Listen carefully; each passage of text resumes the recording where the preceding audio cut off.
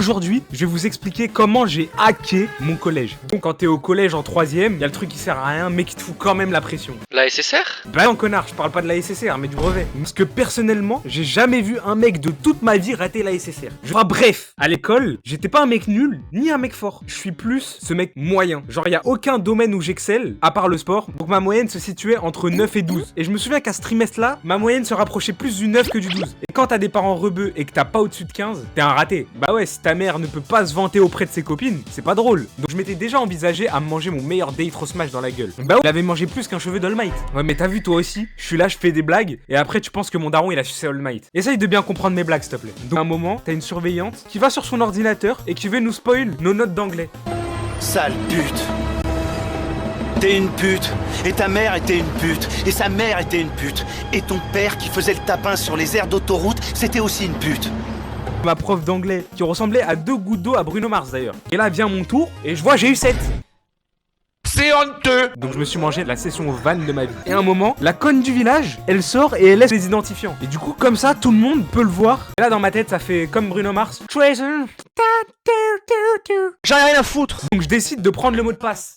Donc je me souviens, ma moyenne en anglais, elle était de 8. Et je t'avoue, j'étais pas une flèche dans la vie de tous les jours. Parce que j'ai décidé de changer mes notes chez moi, sur mon ordinateur. Et je suis passé de 8 à 18 de moyenne. Pour le coup là, c'est plus une flèche. Donc après avoir été tout fier de ma connerie, je reviens en cours. Le lendemain, même fierté que Vegeta, tu dis que je peux pas faire pire. Ah là là. Les gars, rigolez pas, j'en suis pas fier. Donc après l'avoir répété à quasiment tous mes potes, il y en a qui veulent que je change leurs notes. Mais moi, tu me connais, j'ai que l'identifiant de la prof d'anglais. Mais je peux pas m'arrêter là. Donc il me fallait un truc pour avoir les identifiants de tous les profs de tout le collège. Le mec qui est déjà dans la merde, mais qui veut en manger plus. Je me suis dit que j'allais faire le même coup avec tous les profs, en commençant par le prof de technologie. Parce que j'avais cours juste après. Non seulement je suis con, mais en plus je suis feignant. Feignant.